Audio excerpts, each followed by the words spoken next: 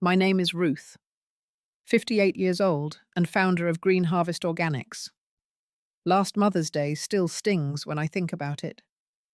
My daughter Melissa presented her mother-in-law Patricia with a $30,000 diamond ring and a luxury cruise while handing me a $6 plastic flower with a hastily signed card.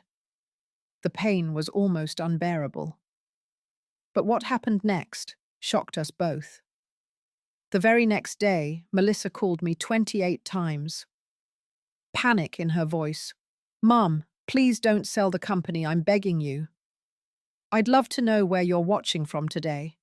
Take a moment to hit that like button and subscribe to my channel if stories about family forgiveness and the true meaning of appreciation resonate with you. The journey I'm about to share might make you rethink what really matters in the relationships with those we love most. People often assume I was born into privilege when they hear I own a multi-million-dollar organic food company. The truth couldn't be more different. 29 years ago, I was a struggling single mother, living in a two-bedroom apartment on the edge of town, working double shifts at the local grocery store just to keep the lights on. Richard, my ex-husband, walked out when our daughter Melissa was 5 years old. The classic midlife crisis. He traded in his family for his 22-year-old secretary and a red sports car. The divorce left me with nothing but debt, a broken-down sedan, and a confused little girl who kept asking when Daddy was coming home. "He's not coming back, sweetheart." I had to tell her one night as I tucked her into bed. Her little face crumpled, and I made a promise to myself. Right then, I would build a good life for us, no matter what it took. In those early days, I worked as a cashier at Save More Foods, the only job I could find with hours that allowed me to drop Melissa at school in the morning and pick her up in the afternoon. The manager, Frank, was sympathetic to my situation and let me adjust my schedule around Melissa's needs, but the pay was barely enough to cover rent and groceries. Every night after putting Melissa to bed, I'd sit at our tiny kitchen table with a calculator and a stack of bills, moving numbers around like pieces on a chessboard, trying to figure out how to make it through another month. There were many nights when I'd put Melissa to sleep with a full stomach while I went to bed hungry. The idea for what would eventually become Green Harvest Organics started in the most unexpected way. Behind our apartment building was a small patch of unused land. One spring day, I asked the building manager if I could use it to plant a garden. "Knock yourself out," he said with a shrug. "Nobody's doing anything with that dirt anyway." I knew nothing about gardening, but I checked out books from the library and started small: tomatoes, bell peppers, and herbs. Melissa loved helping me water the plants each evening. It became our special time together, a brief escape from the stress of our daily lives. To my surprise, the little garden thrived. Soon we had more vegetables than we could eat. One day I brought some extra tomatoes and basil to work and shared them with my co-workers. Frank, the manager, tasted one of the tomatoes and raised his eyebrows. "Ruth, these are better than what we sell in the produce section," he said. "They actually taste like tomatoes, not like the watery things we get from distributors." His comment planted a seed in my mind. At the time, organic food was still a niche market, but I'd noticed more customers asking for chemical-free produce. Working at the grocery store had taught me about food trends and consumer demands. I started to wonder if there might be a market for homegrown organic vegetables. Over the next few months, I expanded my garden and started experimenting with making simple products from my harvest: herb-infused olive oils, tomato sauces, and vegetable preserves. After Melissa went to bed, I'd spend hours in our tiny kitchen testing recipes and reading about food preservation techniques. My first attempt at creating a product line consisted of 6 different herb-infused olive oils in recycled glass bottles with handwritten labels. I gathered my courage and approached a small health food store across town. The owner, Elaine, was kind but skeptical. "Homemade products are a liability risk," she explained. We need proper labeling, nutritional information, ingredient lists that comply with regulations. I left the store feeling defeated, but not ready to give up. Over the next few weeks, I researched food regulations, created proper labels with nutritional information, and found a local lab that could test my products for a relatively affordable price. I returned to Elaine's store with my improved products. "You're persistent, I'll give you that," she said with a smile, and agreed to take 3 bottles on consignment. Those 3 bottles sold within 2 days. Elaine called and ordered a dozen more. It wasn't much money, but it was the first time I'd earned anything from my own creation, rather than from working for someone else. The feeling was indescribable. But turning this small success into a real business required money, something I didn't have. I approached 3 banks with a business plan I'd painstakingly created using a library computer. All 3 rejected my loan application. With no collateral and a credit score damaged by Richard's reckless spending before our divorce, I was considered too high risk. Desperate, I turned to the few friends I had. Jenny, my neighbor, who sometimes watched Melissa when my shifts ran late, offered her life savings of $4,000. Martha, a regular customer at Save More, who had become a friend, lent me another $3,000. I was touched by their faith in me, but terrified of letting them down. With $7,000, I rented a small commercial kitchen space that could be used on weekends when the regular tenant, a bakery, was closed. I bought basic equipment, ingredients, and proper packaging materials. Green Harvest Organics was officially born, though in those days it was just me working through weekends while Melissa colored or did homework in a corner of the kitchen. During weekdays, I continued working at the grocery store. On weekends, I produced as many bottles of herb-infused oils and sauces as possible. Nights were spent doing paperwork, planning marketing strategies, and delivering products to the growing number of small stores willing to stock my items. Sleep became a luxury I couldn't afford. My daily routine started at 5 in the morning and often didn't end until after midnight. There were countless moments when I questioned my sanity for taking on this challenge while trying to raise a daughter alone. One particularly difficult night stands out in my memory. I had been up until 3 in the morning filling a rush order, only to wake at 5 to get Melissa ready for school. As I was driving her to school, I could barely keep my eyes open. Melissa, only 7 at the time, looked at me with concern. "Mummy, your eyes are all red," she said. "Maybe you should take a nap instead of working today." "I can't, sweetie," I explained. "These orders need to go out today, or we won't be able to pay rent next month." She was quiet for a moment, then reached into her backpack and pulled out her favorite stuffed rabbit, a worn toy she'd had since infancy. "You can borrow Mr. Floppy today," she said solemnly. "He helps me sleep when I'm tired." That moment nearly broke me. My child was seeing my struggle and trying to take care of me when it should have been the other way around. That night, I cried myself to sleep, wondering if I was failing her by pursuing this dream. But the next morning, I got up and kept going. What choice did I have? The first year of business was brutal.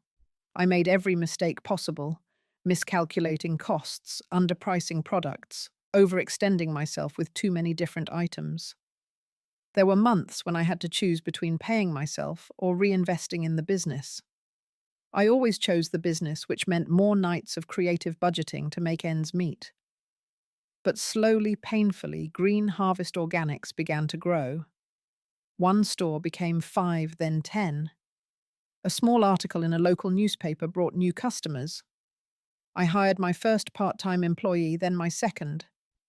By the time Melissa was 10, I was able to quit my grocery store job and focus on Green Harvest full-time. Throughout those early years, I tried my best to shield Melissa from the worst of our struggles. She knew we had to be careful with money, but I made sure she never felt deprived. When her friends got new toys, I found creative ways to make something special for her. When she needed new clothes, I learned to sew and repurpose thrift store finds into fashionable outfits. "You're so lucky your mum can make you custom clothes," her friends would say, not realizing it was necessity rather than choice. I was determined that Melissa would have opportunities I never had: music lessons, decent school supplies, occasional trips to museums and educational exhibits. What I couldn't give her in material things, I tried to make up for with time and attention, though even that became scarcer as the business grew more demanding. Looking back at those years, I realize I was building more than just a company. I was building a future for my daughter, brick by brick, sacrifice by sacrifice. I believed that one day she would understand and appreciate the struggles we had endured together. That faith kept me going through the hardest times. What I couldn't have anticipated was how success would change not just our circumstances, but our relationship. As Green Harvest grew from a small local brand to a regional player in the organic food market, the dynamics between Melissa and me began to shift in ways I never expected, setting the stage for disappointments I couldn't have imagined during those early years of struggle and sacrifice. By the time Melissa entered high school, Green Harvest Organics had expanded from a one-woman operation to a company with 37 employees and a real manufacturing facility. We had moved out of our apartment into a modest but comfortable three-bedroom house in a good school district. For the first time in my life, I had a retirement account and Melissa had a college fund. The transition from desperate struggle to relative stability didn't happen overnight. It came through years of reinvesting almost every penny of profit back into the business.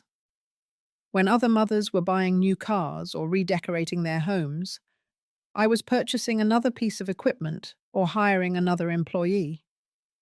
Every decision was made with an eye toward building something sustainable that could eventually support both Melissa and me comfortably. My role evolved from doing everything myself to managing others. I had to learn delegation, a skill that didn't come naturally to someone who had been self-reliant out of necessity for so long. The business began consuming even more of my time, but in different ways. Instead of physically producing products, I was negotiating with distributors, planning marketing campaigns, and developing new product lines.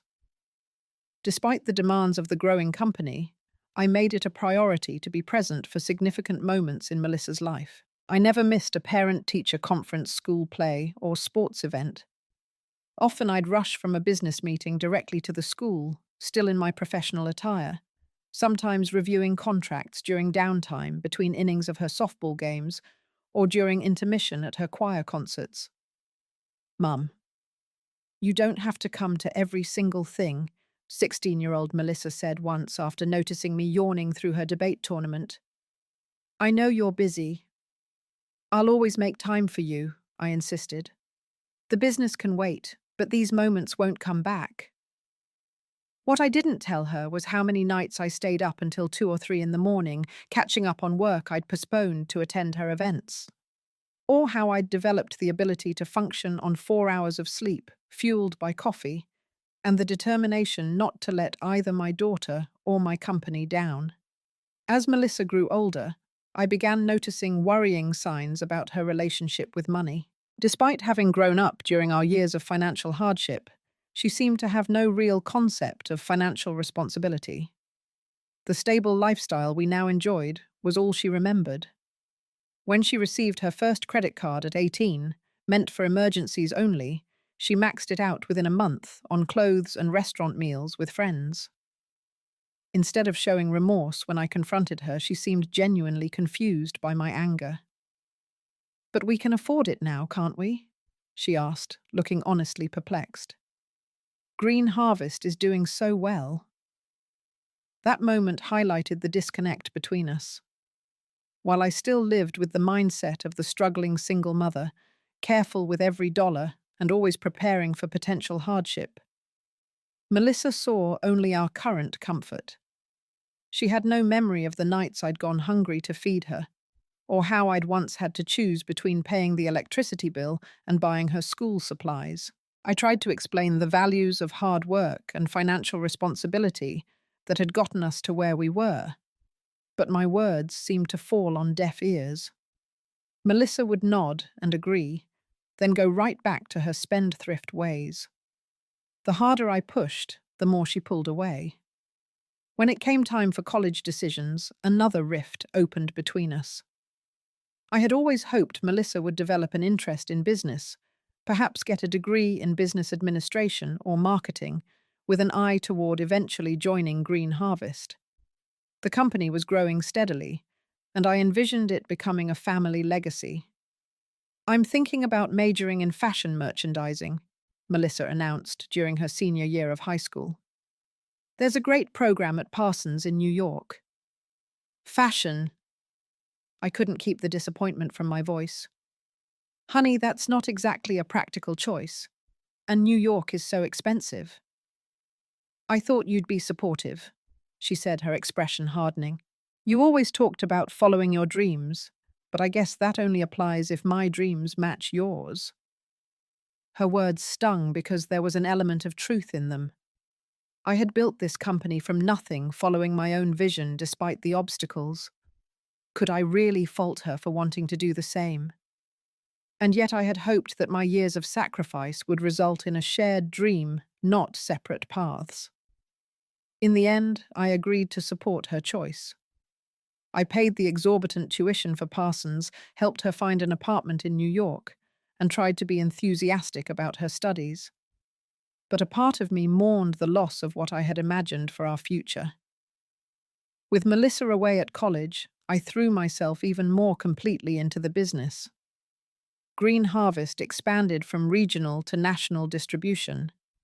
We moved into a larger facility and increased our product line from 20 items to over 50. Major grocery chains began carrying our products, and our annual revenue crossed the $10 million mark. Success brought new challenges. Larger competitors began noticing our growth and either trying to buy us out or undercut our prices.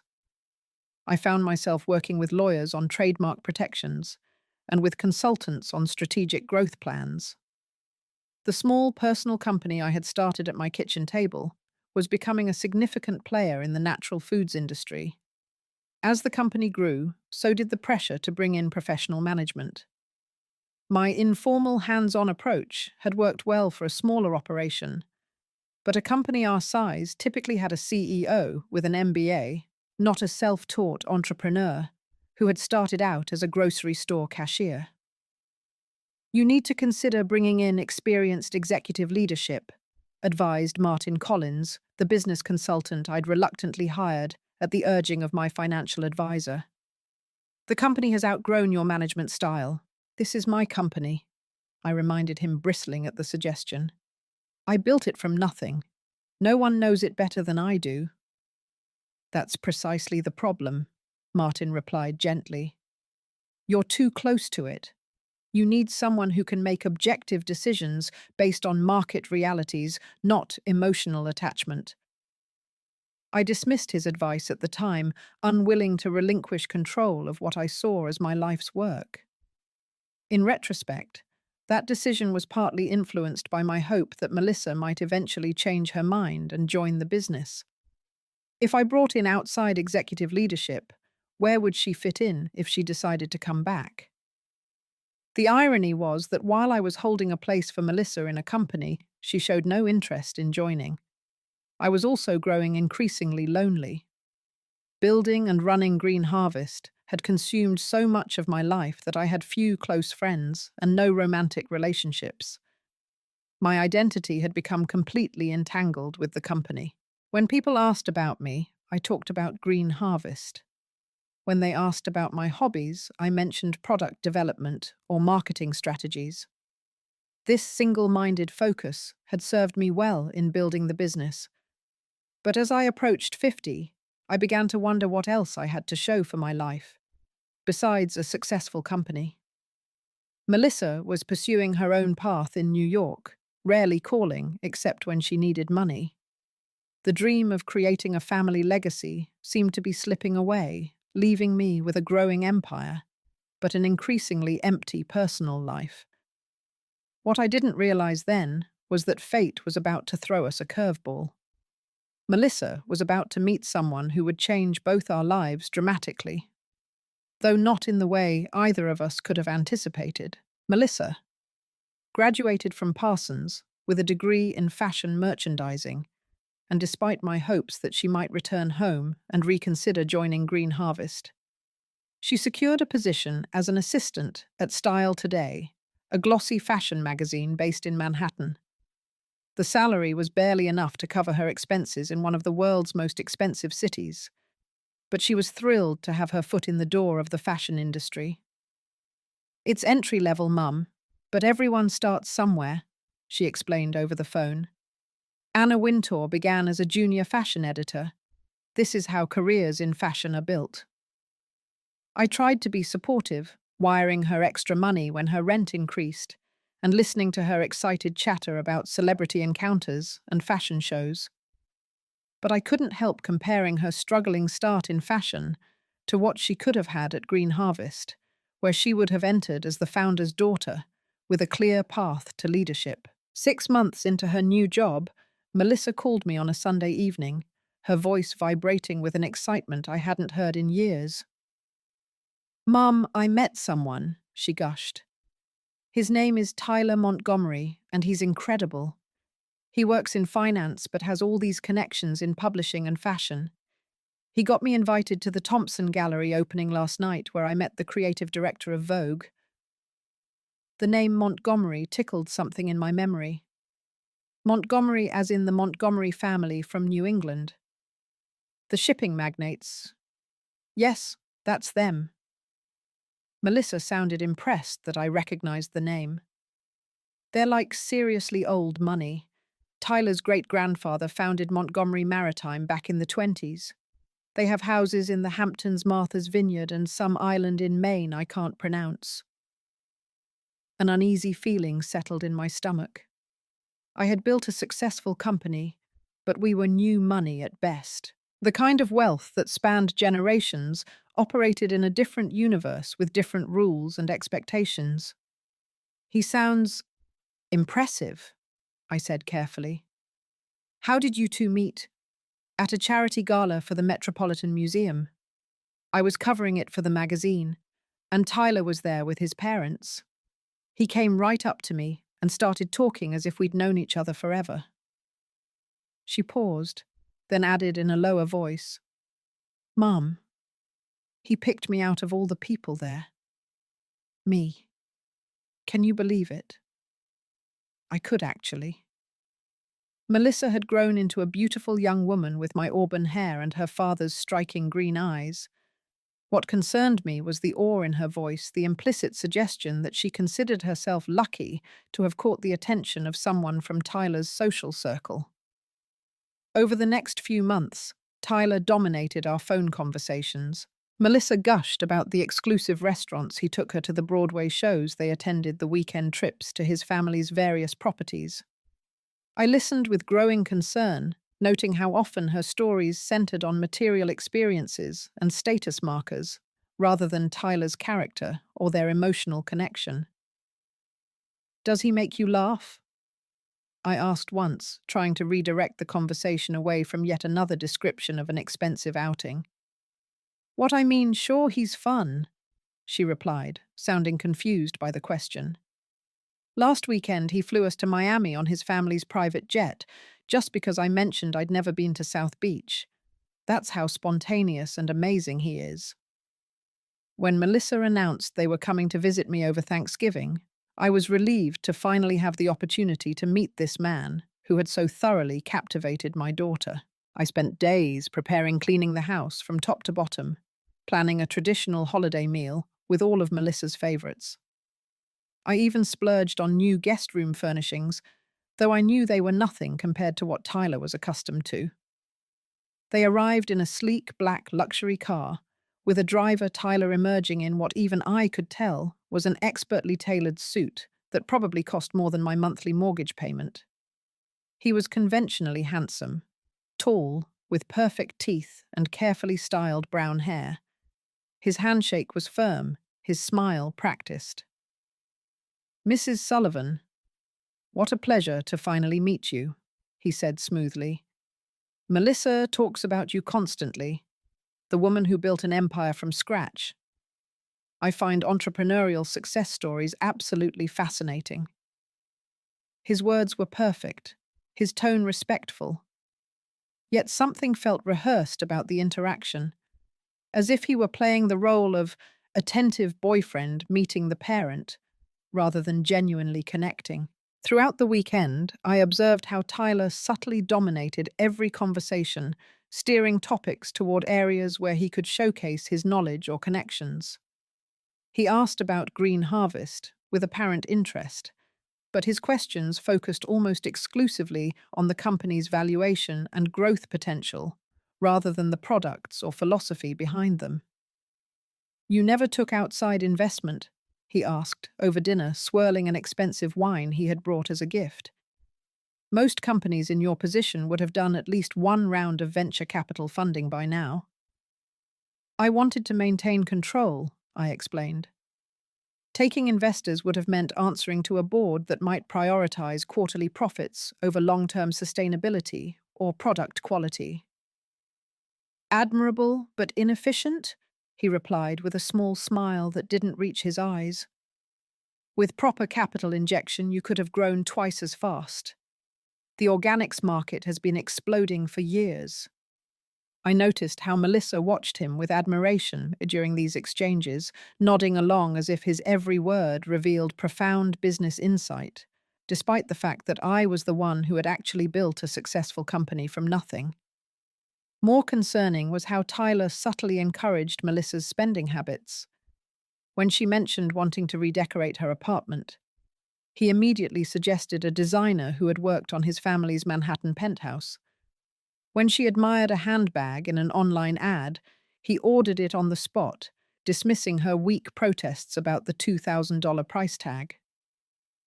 Life's too short to deny yourself beautiful things, he said, kissing her forehead. Besides, you deserve it. I bit my tongue, but inwardly I wondered what exactly she had done to deserve such extravagance. In my world, expensive things were earned through hard work and careful saving, not bestowed as casual gifts by boyfriends with trust funds.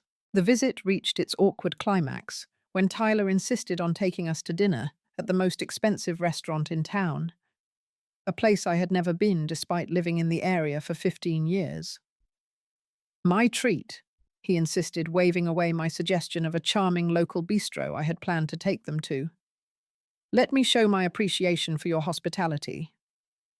At the restaurant, he ordered without consulting the prices, selected a $400 bottle of wine, and spoke to the waitstaff with the casual authority of someone accustomed to being served.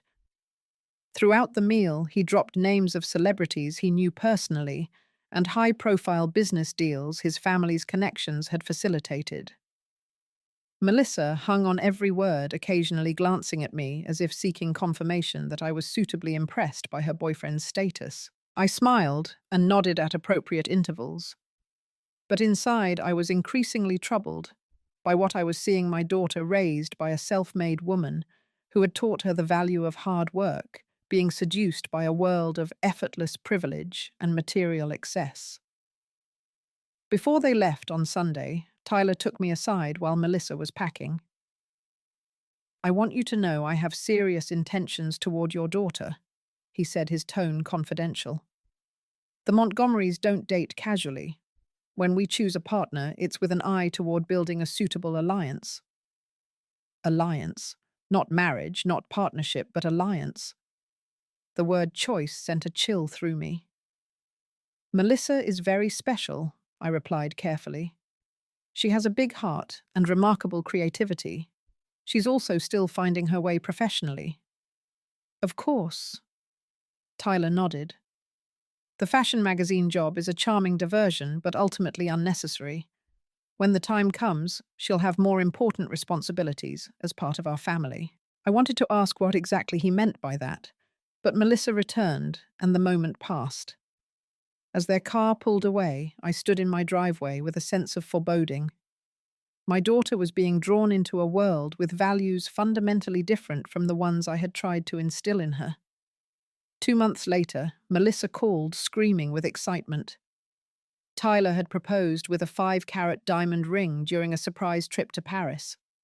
They were engaged, and wedding planning was already underway, supervised by his mother, Patricia Montgomery. "You have to meet Patricia, Mom," Melissa gushed. "She's incredible, so elegant and connected. She's on the board of the Metropolitan Opera and chairs 3 major charity committees. She's already introduced me to the most amazing wedding planner who works with actual royalty." The engagement accelerated Melissa's absorption into the Montgomery world. Our phone calls became less frequent, and when we did talk, she spoke in a slightly different accent, using phrases and references that belonged to her new social circle. She mentioned summering in places discussed winter residences and referred to people I'd never heard of as if their names should automatically impress me. What she didn't mention was that I would soon come face to face with the formidable Patricia Montgomery, an encounter that would make clear just how wide the gap had grown between my daughter's new world and the one in which I had raised her. Meeting Patricia Montgomery was like encountering a perfectly preserved specimen from another era. She arrived at our lunch in Boston's exclusive Bristol restaurant, wearing a Chanel suit triple strand of pearls and an expression of barely concealed disdain. Everything about her, from her perfectly coiffed silver hair to her manicured hands with a massive diamond on her ring finger, screamed old money and entrenched privilege. "Ruth," she said, offering her cheek rather than her hand as I approached the table. "At last we meet. Melissa has told us so little about you." The emphasis on "so little" wasn't subtle. I immediately understood that in Patricia's world, this was a failing on my part, not Melissa's. Important people were known, discussed, connected. "I've heard quite a bit about you," I replied, taking my seat. "Melissa speaks very highly of you." "Does she?" Patricia raised a perfectly shaped eyebrow. "How lovely. She's a charming girl, if a bit unpolished. We're working on that." I bit the inside of my cheek to keep from responding sharply. The idea that my daughter needed polishing like some rough stone was deeply offensive, but I reminded myself I was here to build bridges, not burn them. This woman would be Melissa's mother-in-law, and alienating her would only make things harder for my daughter. Patricia wasted no time getting to what seemed to be her primary concern. "I understand you own some sort of food business. Organic items, is it?" "Yes, Green Harvest Organics," I confirmed. "We produce a line of organic foods and products that are distributed nationally." "How enterprising," she said with a thin smile. "Started from your kitchen," Melissa mentioned, like a home cooking project that got out of hand. I took a slow sip of water, reminding myself to stay calm. "It started small, yes. Now we employ over 120 people and have annual revenues exceeding $15 million. Patricia looked briefly surprised before her face resumed its mask of polite interest. "Fascinating. Tyler's grandfather started with just 2 ships, you know. Now Montgomery Maritime handles 40% of the Eastern Seaboard's luxury cruise partnerships. There's something so American about building from nothing, don't you think?" The conversation continued in this vein through appetizers and main courses, Patricia subtly diminishing my achievements while elevating her family's legacy at every opportunity. She spoke of the wedding plans as if they were a military campaign, with precise details about venue guest list and apparently non-negotiable traditions. "The Montgomery family has always been married at St. Thomas Episcopal, followed by a reception at the Harbour Club," she informed me. "We host 500 guests minimum. It's expected." 500 people, I echoed, thinking of the massive expense such an event would entail. "That seems rather large. I'm not sure Melissa has that many people she'd want to invite." Patricia waved a dismissive hand. "This isn't about what the bride wants, Ruth. A Montgomery wedding is a social and business occasion. Tyler's father has associates flying in from London, Singapore, Dubai. These connections are vital to the family interests.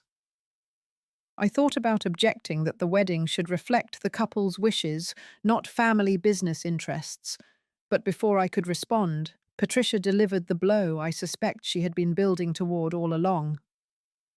"Now about the financial arrangements," she said, placing her fork precisely on her plate. "Traditionally, the bride's family covers the wedding expenses. However, given your circumstances, we understand if that presents a hardship." My face burned. "My circumstances? Well, yes," Patricia continued smoothly. "Single mother, self-made business. Very admirable, but perhaps not conducive to the kind of liquidity required for an event of this caliber.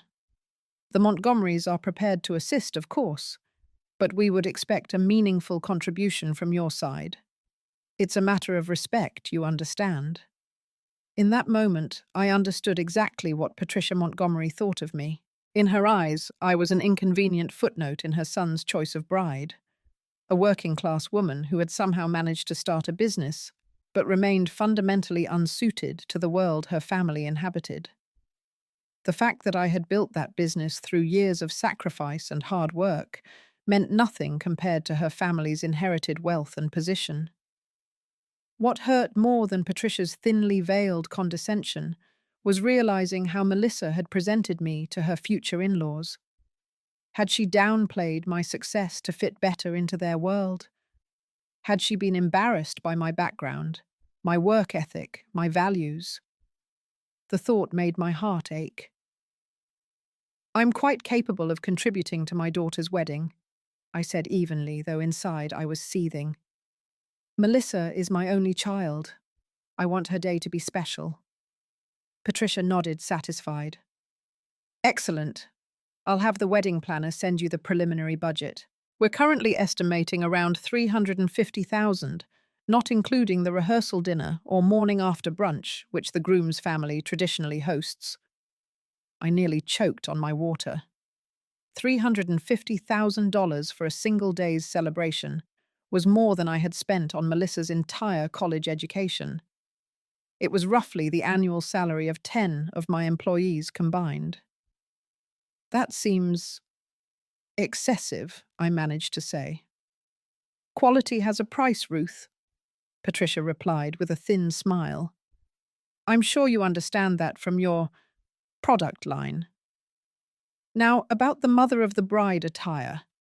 I've taken the liberty of scheduling an appointment for you with Oscar de la Renta next month. Their designs will be suitably elegant without being too fashion-forward. We want a timeless look for the album." By the time dessert arrived, I felt as if I had been through a high-stakes negotiation rather than a friendly family lunch. Patricia had effectively dictated every aspect of the wedding, while making it clear that my role was to pay a significant portion of the bill and otherwise stay quietly in the background. When we parted outside the restaurant, Patricia air-kissed near my cheeks and gripped my upper arms in what might have appeared to observers as an affectionate gesture, but felt more like an assessment of goods. "Melissa really is a lovely girl," she said. "With the right guidance, she'll make Tyler an acceptable wife. The Montgomerys have always had an eye for potential. It's how we've maintained our position for generations." As her driver pulled up in a luxury sedan, she added what I took to be her version of a compliment.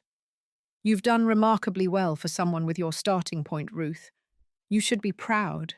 Now Melissa can take the next step up, which is what every mother wants for her daughter, isn't it?"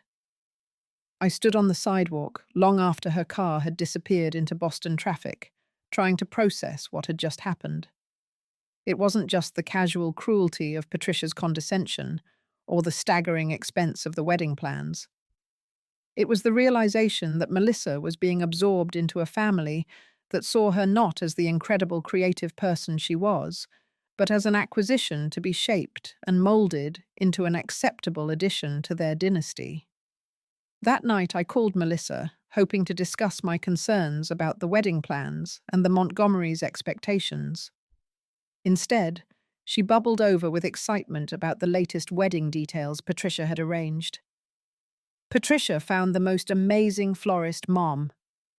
He did Chelsea Clinton's wedding and normally has a 3-year waiting list, but Patricia sits on a charity board with his mother-in-law, so he's fitting us in. Melissa, I tried to interject. I'm concerned about the scale of this wedding. The budget Patricia mentioned is extremely high and— Oh, don't worry about that, Melissa interrupted.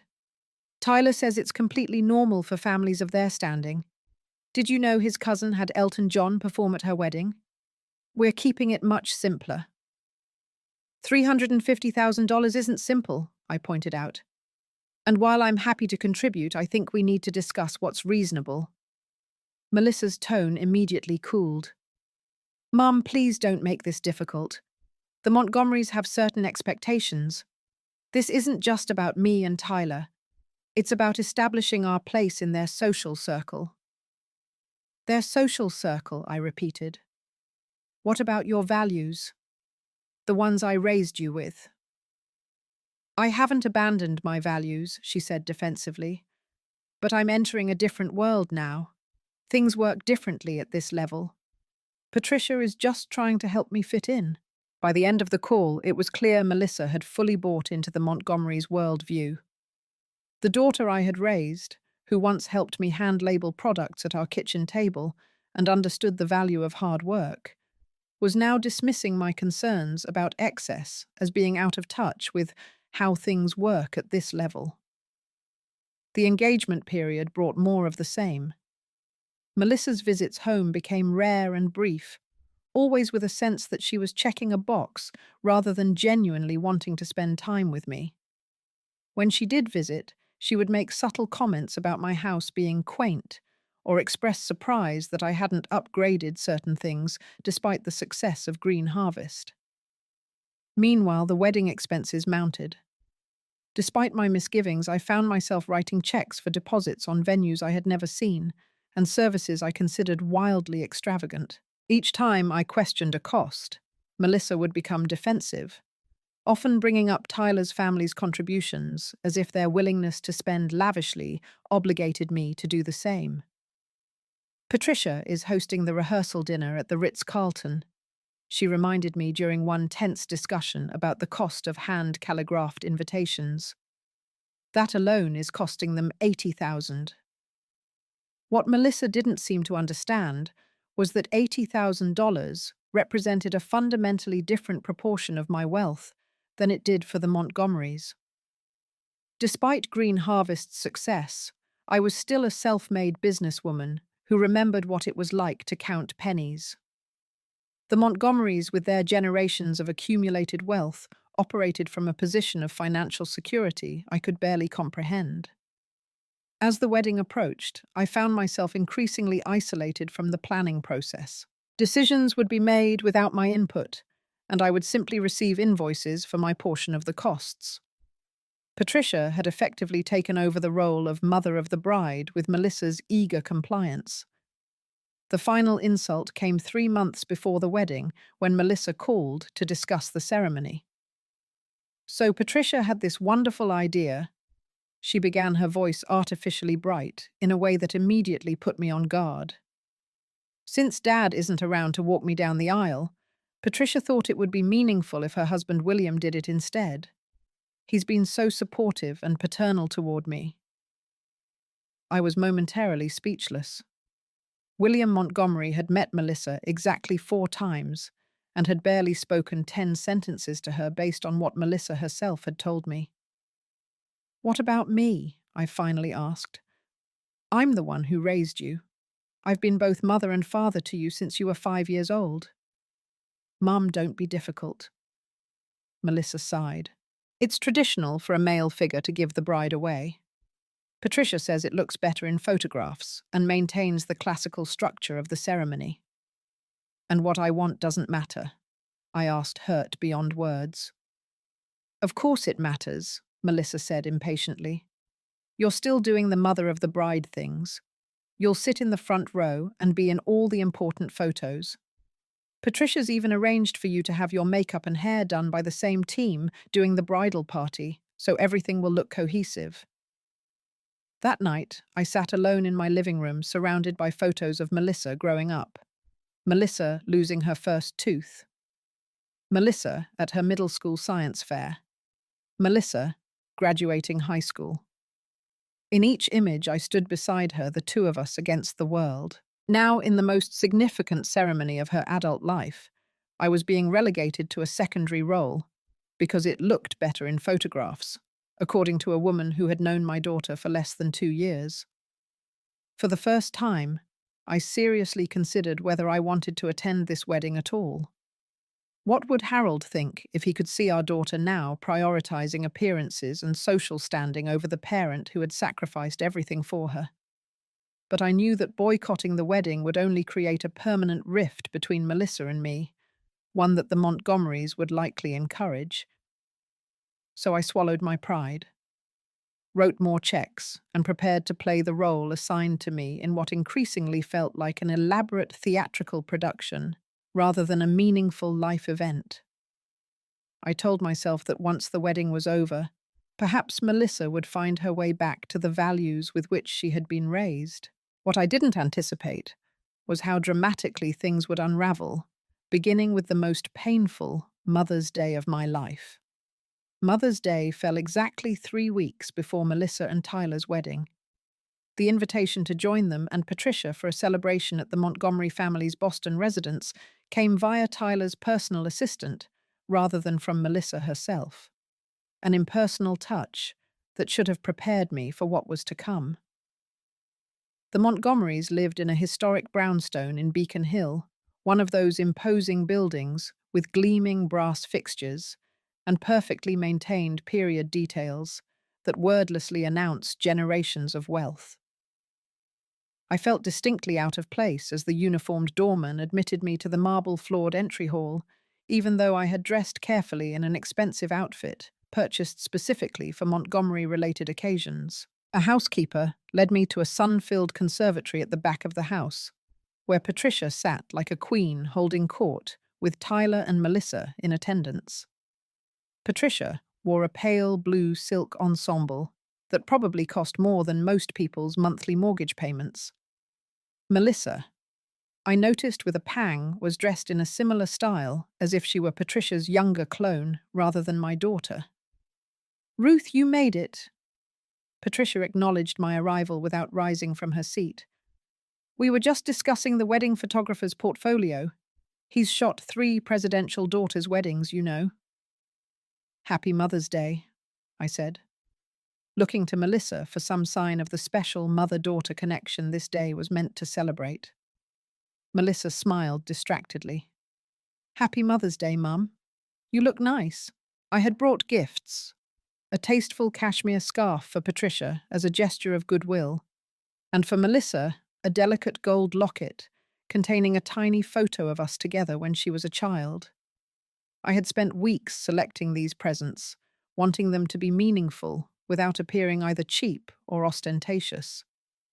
"Shall we do gifts before or after brunch?" I asked, setting my carefully wrapped packages on a side table. "Oh, after definitely," Patricia declared. "William always says appetite first, sentiment second."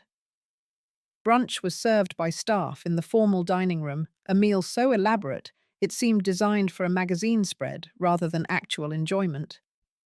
Throughout the meal, Patricia dominated the conversation, primarily discussing people I didn't know and events I hadn't attended.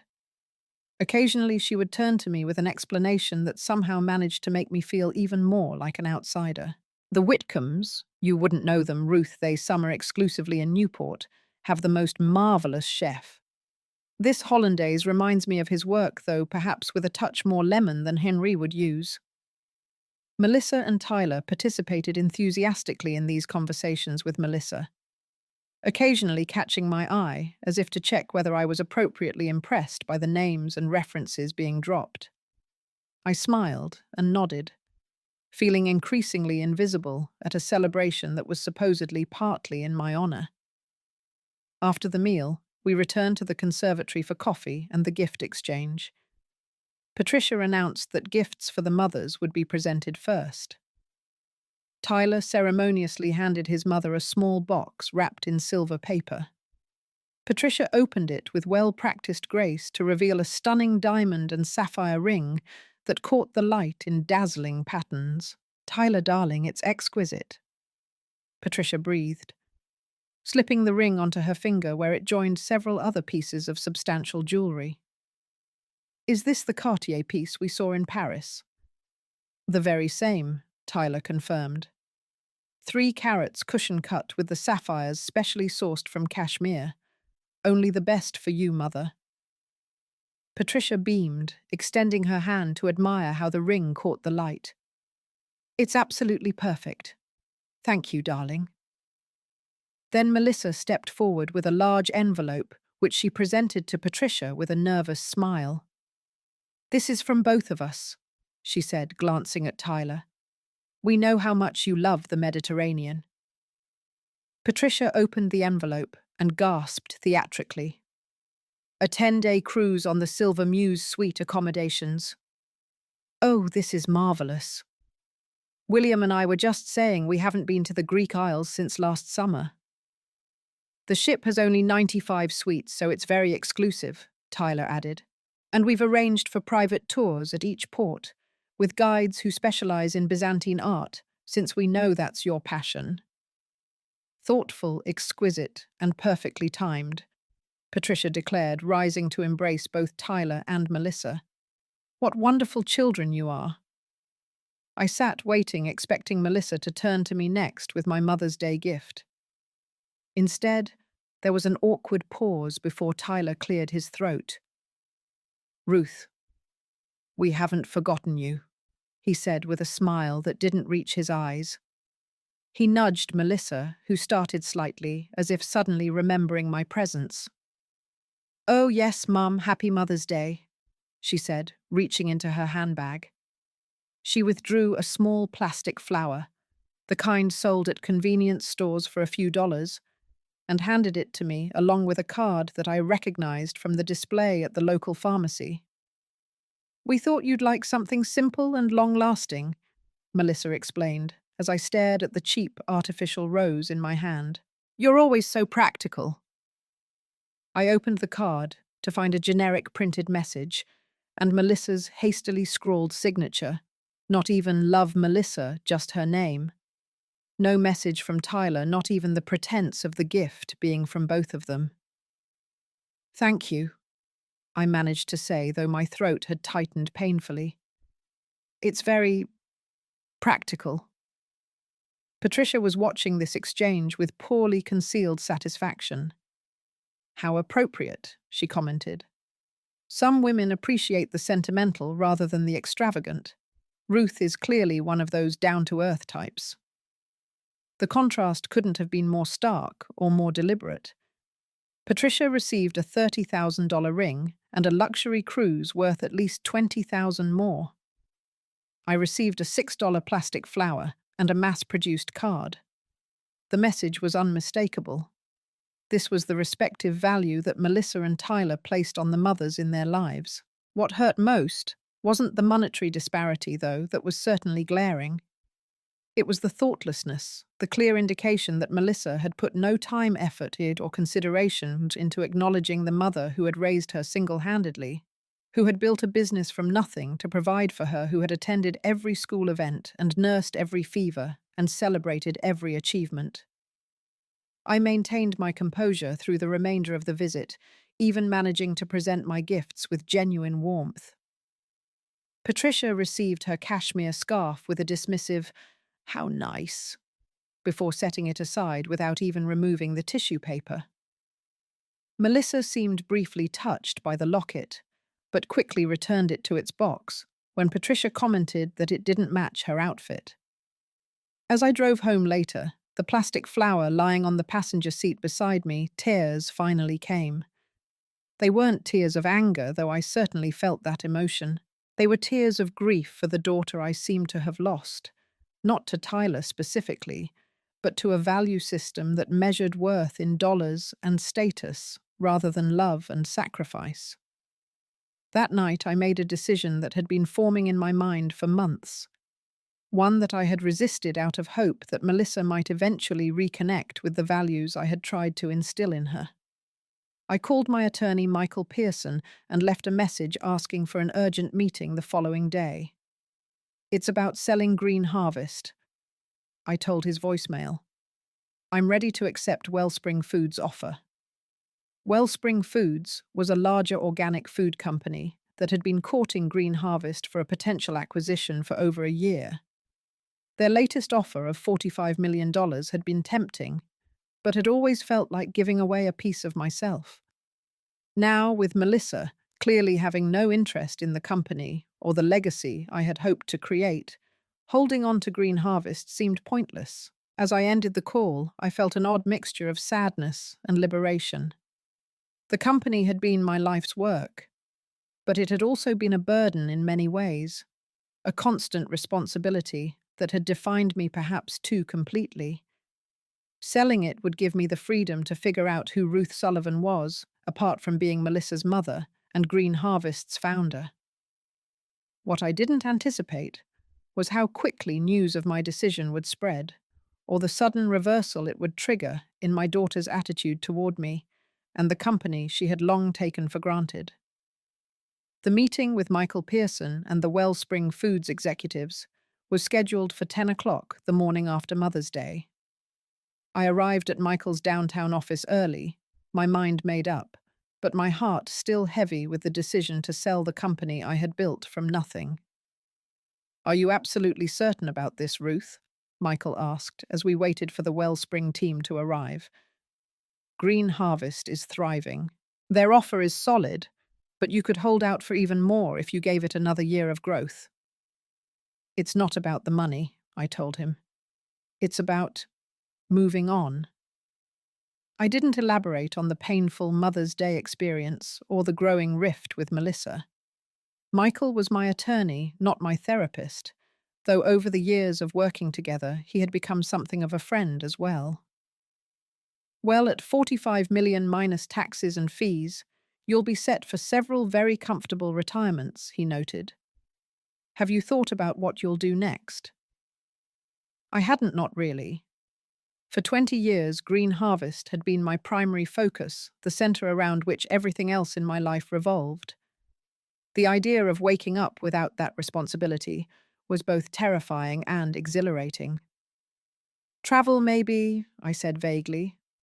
"See some of the world outside of trade shows and supplier meetings." The Wellspring team arrived precisely on time.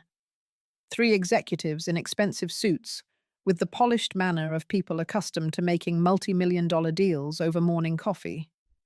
Their CEO, David Harrington, had been pursuing Green Harvest with the determined patience of a man who knew the value of what he wanted.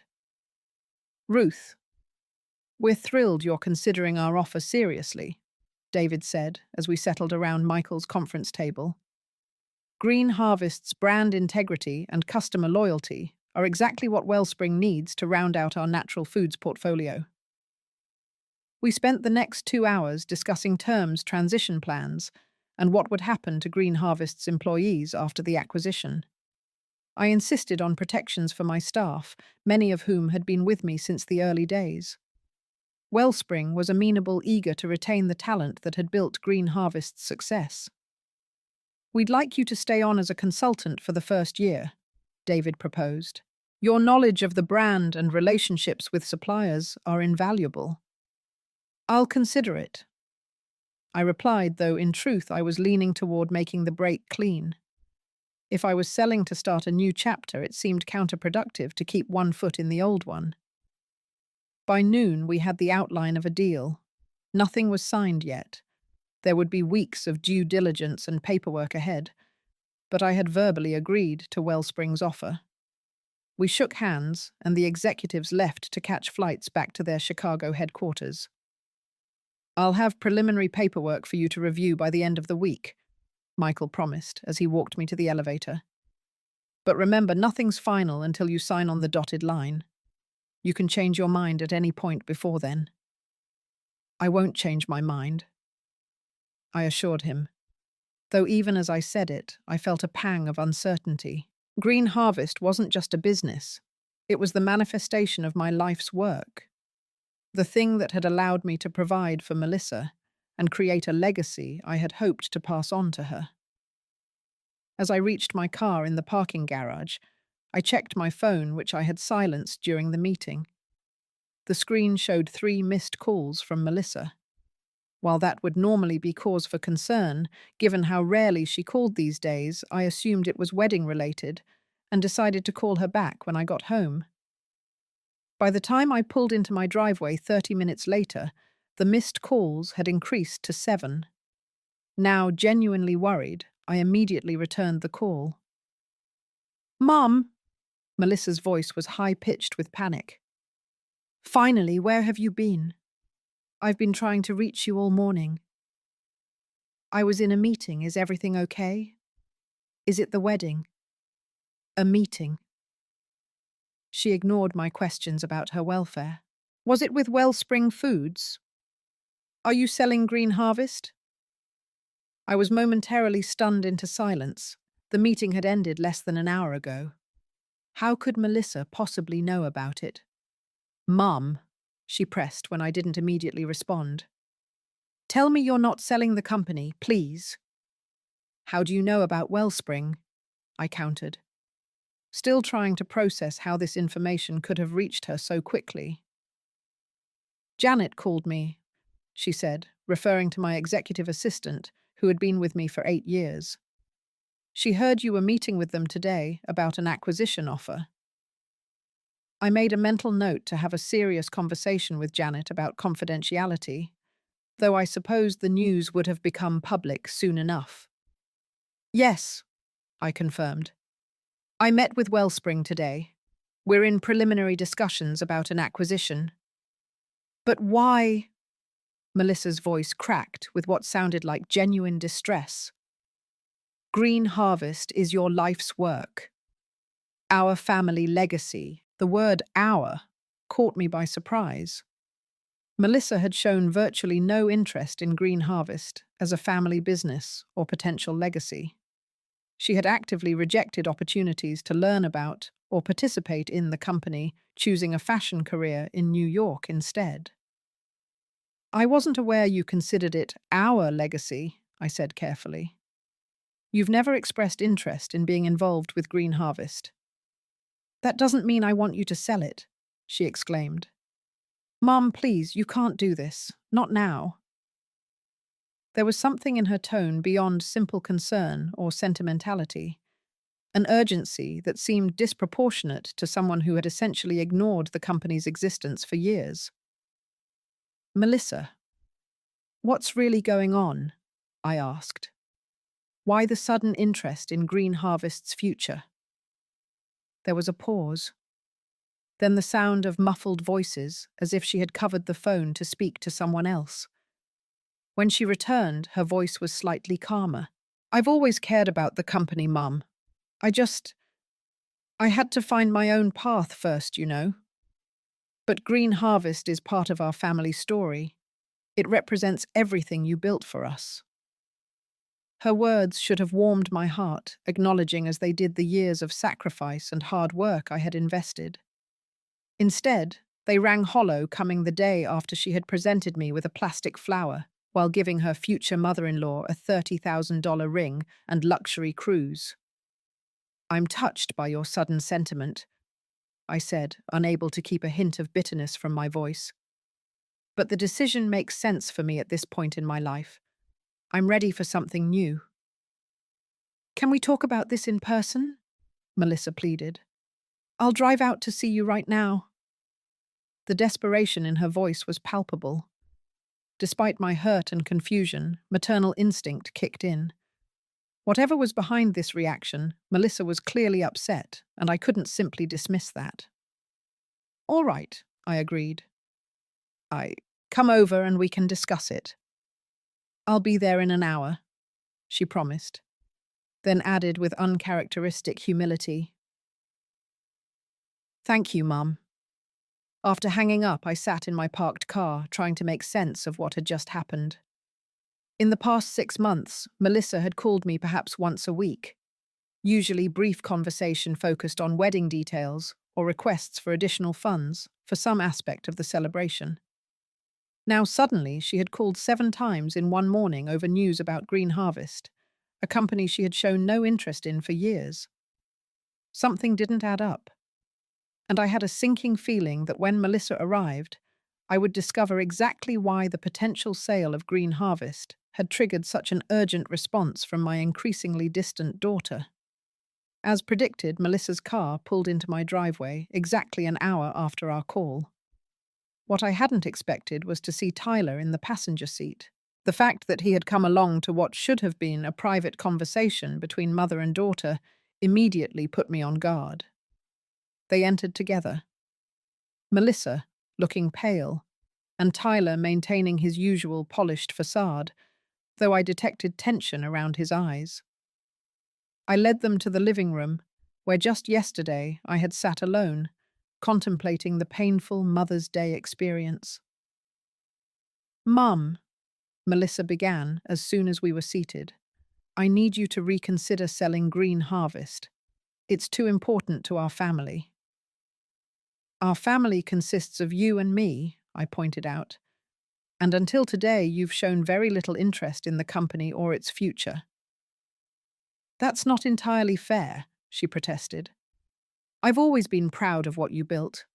I just needed to establish my own identity first." Tyler cleared his throat. "Ruth, what Melissa is trying to say is that Green Harvest represents more than just a business.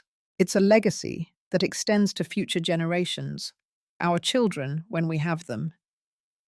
Something in his smooth delivery raised my internal alarms even further. This felt rehearsed strategic. "I wasn't aware you were planning to raise your children in the organic food business," I remarked. "I thought the Montgomery legacy was in shipping and finance." Melissa and Tyler exchanged a quick glance that confirmed my suspicion that there was more to this sudden interest than familial sentiment. "Mum, maybe it would help if I explained where we're coming from," Melissa said, leaning forward. "Tyler and I have been discussing our future, and we've realized that Green Harvest could play an important role in our plans." "What kind of role?" I asked directly. After another glance at Tyler, Melissa continued. "We were thinking that after the wedding I might get more involved with the company, learn the business, maybe eventually take over when you're ready to step back." If she had expressed this interest at any point in the past decade, I would have been overjoyed. The idea of Melissa joining Green Harvest, learning the business, and eventually taking the reins had been my dream for years. But coming now, the day after the Mother's Day debacle, and immediately following news of a potential sale, the timing was too convenient to be coincidental. "That's quite a change of heart," I observed. "What happened to your fashion career?" "Fashion is more of a stepping stone," Tyler interjected smoothly. "Melissa has many talents that would be better utilized in a leadership role at an established company." I looked directly at my daughter. "Is that how you feel, Melissa?" "That fashion was just a stepping stone." She hesitated, then nodded a bit too emphatically. "Yes, absolutely. I've been thinking about this for a while, actually. The magazine job was great experience, but I'm ready for something more substantial." "Substantial," I repeated, and this realization just happened to coincide with news that I might sell the company. "The timing is admittedly unfortunate," Tyler said with a practiced smile, "but sometimes it takes a potential loss to clarify what's truly important." I studied them both for a moment, trying to see past the performance to the truth beneath. Melissa was fidgeting with her engagement ring, the massive diamond that had cost Tyler more than a junior editor at a fashion magazine could ever afford on her own. Tyler maintained his composure, but there was something calculating in his eyes that I had noticed during his first visit to my home. "Let me ask you something," I said finally. "If I were to change my mind about selling, and instead bring Melissa into the company, what role would you see yourself playing, Tyler?" "Me?" He seemed momentarily taken aback by the direct question. Well, I would support Melissa's involvement, of course.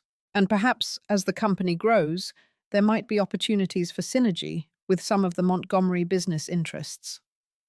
Synergy, I repeated, such as Montgomery Maritime has extensive international shipping capabilities that could help Green Harvest expand globally, he explained, slipping into what sounded like a practiced pitch. Plus, my father's connections in Asian markets could open doors for distribution that would otherwise take years to develop. It was becoming clearer by the minute. This wasn't about Melissa suddenly discovering a passion for organic food or family legacy. This was about the Montgomerys eyeing Green Harvest as an asset to be acquired into their portfolio, with Melissa as the convenient access point. Melissa, I said, turning away from Tyler to focus on my daughter. Why don't you tell me the real reason for this sudden interest in Green Harvest? And please be honest this time. The direct approach caught her off guard. She glanced nervously at Tyler, who gave her an almost imperceptible nod. Mum, she began, her voice now trembling slightly. There are some things about our situation that you don't know. I'm listening, I said, keeping my expression neutral despite the alarm bells now ringing loudly in my head. The Montgomerys' financial situation isn't exactly what it appears to be, she admitted in a rush. The shipping business has been struggling for years. They've maintained appearances, but they're overextended. Tyler's face tightened, but he didn't contradict her. And how does Green Harvest factor into this? I asked, though I was beginning to see the full picture. We thought, that is, we hoped. Melissa stumbled over her words before Tyler stepped in. The acquisition value of Green Harvest would provide capital necessary for some strategic reorganization of Montgomery Maritime, he stated with business-like precision. With Melissa in a leadership position, the transition would be seamless and both families would benefit. I sat back momentarily stunned by the baldness of what they were proposing. They needed my company, or more precisely the money it could generate, to bail out the Montgomerys' failing business. The extravagant wedding, the Montgomery lifestyle, perhaps even Tyler's ability to maintain his position in society, all of it likely dependent on access to fresh capital. So yesterday, I said slowly, connecting the dots aloud. When you gave Patricia a $30,000 ring and luxury cruise while giving me a plastic flower, you were already planning to ask me to hand over control of my $45 million company to help bail out her family. Melissa at least had the grace to look ashamed. The gifts weren't related to this, Mom. I just thought Patricia would appreciate those things more than you would. You've always been so practical. Practical, I echoed. Yes, I suppose building a business from nothing while raising a child alone does require practicality, just as it requires sacrifice, determination, and countless sleepless nights. Things you've apparently never valued or even noticed. That's not fair, Melissa protested weakly. I've always been proud of what you accomplished. Proud enough to give me a $6 plastic flower on Mother's Day, while showering your future mother-in-law with luxury gifts purchased on credit you can't afford.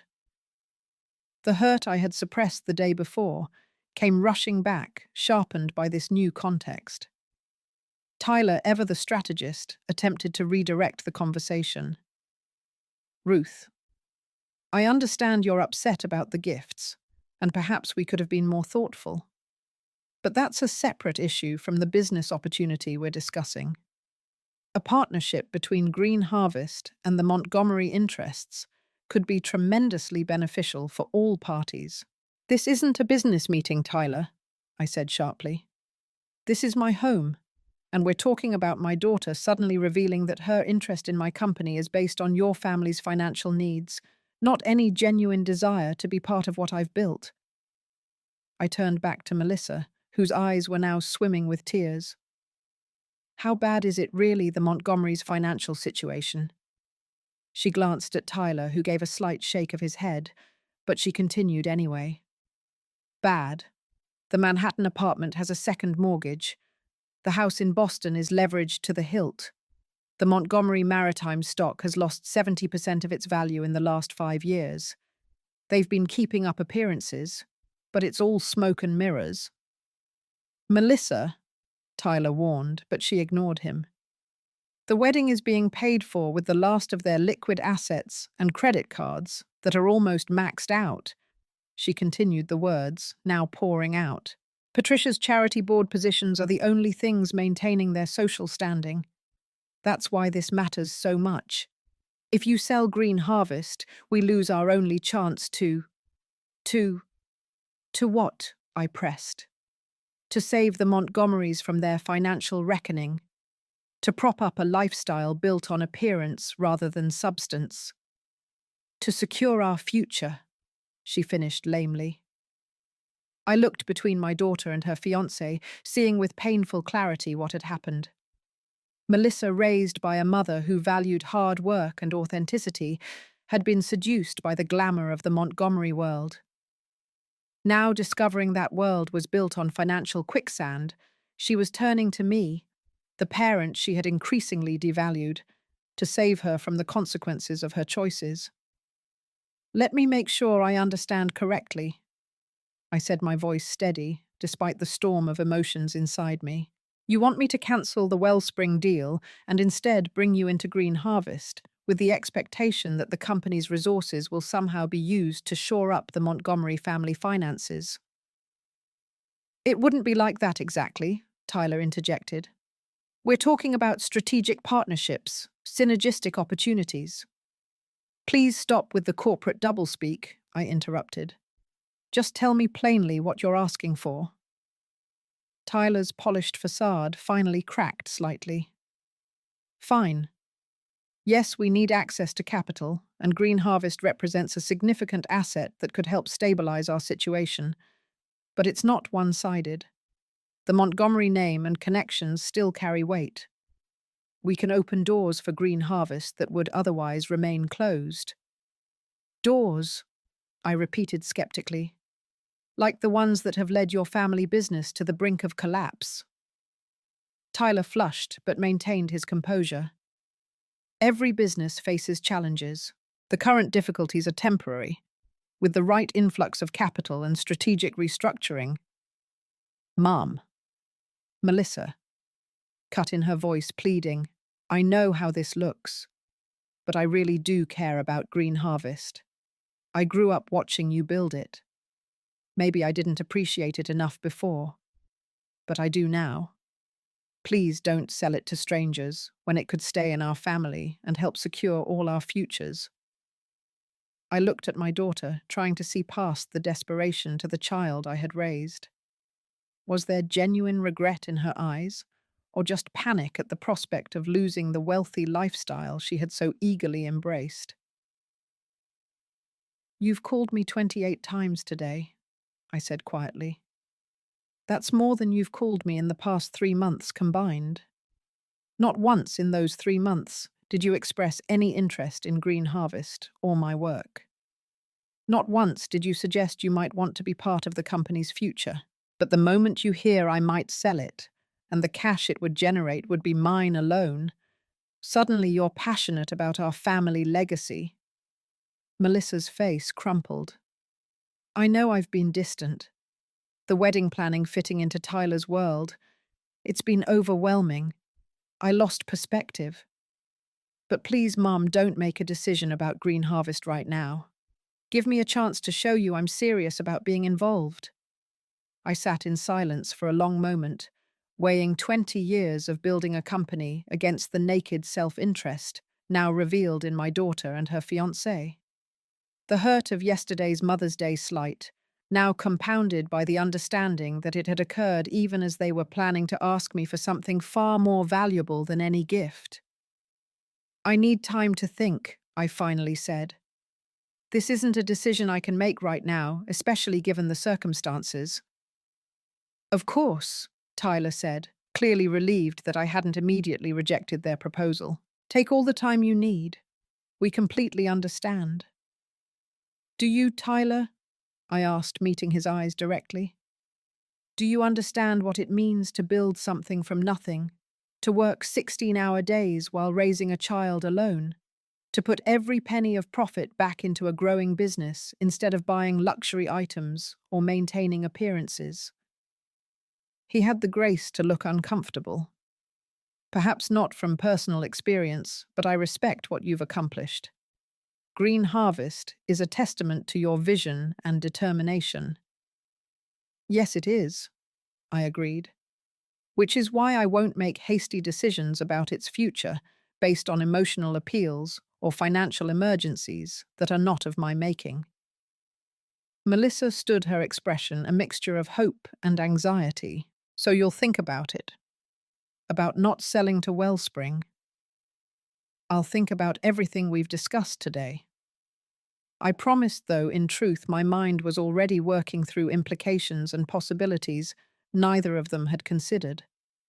As they prepared to leave, Melissa hesitated, then impulsively hugged me, the first genuine show of affection I'd received from her in months. I'm sorry about Mother's Day, she whispered. You deserved so much better. The simple acknowledgement brought unexpected tears to my eyes. Yes, I agreed softly. I did. After they left, I sat alone in my living room, the plastic flower still sitting on the coffee table where I'd placed it the day before. 28 calls. It had taken the threat of losing access to my company's value to generate that level of urgency from my daughter. The revelation was painful, but clarifying. As I picked up the phone to call Michael Pearson, I knew exactly what I needed to do. Not just about Green Harvest, but about the relationship with my daughter that I had allowed to drift so far from the values I had once believed we shared. 3 days passed before I called Melissa with my decision. I spent those days in deep reflection, consulting with Michael Pearson and my financial advisors, and considering what would truly serve both Green Harvest's legacy and my relationship with my daughter. When I finally asked Melissa and Tyler to meet me at the Green Harvest headquarters rather than my home, I had a clear plan. The change of venue was deliberate. This would be a business meeting as much as a family one, and I wanted the physical reminder of what I had built surrounding us. They arrived precisely on time. Melissa looking nervous and Tyler maintaining his usual composed demeanor, though I noticed he had traded his typical designer suit for something more understated, perhaps attempting to appear less focused on status and wealth. I led them to my office, which offered a view of the production floor through a large window. Below, employees in white coats and hairnets were carefully processing and packaging the organic products that had built Green Harvest's reputation for quality. Some of those people had been with me since the early days, growing their careers alongside the company's expansion. Before we discuss the future of Green Harvest, I began once we were seated. I want to show you something. I pulled 3 folders from my desk drawer and handed one each to Melissa and Tyler, keeping the third for myself. These are the financial records of Green Harvest's first 5 years, I explained as they opened the folders. The highlighted figures show my personal income during that period. Melissa's eyes widened as she reviewed the numbers. Mum, this can't be right. You only paid yourself $24,000 a year. How did we live on that? Very carefully, I replied. Every extra penny went back into the business. We ate a lot of pasta, bought clothes from thrift stores, and I learnt to fix everything from leaky faucets to the car engine myself because we couldn't afford to pay professionals. I turned to Tyler. While your family was maintaining appearances, regardless of their actual financial situation, Melissa and I were living within our means, even when those means were extremely limited. That fundamental difference in approach to money and business is important to understand as we discuss Green Harvest's future. Tyler nodded stiffly. clearly uncomfortable, but smart enough to recognize this was not the moment to defend his family's financial choices. The Wellspring offer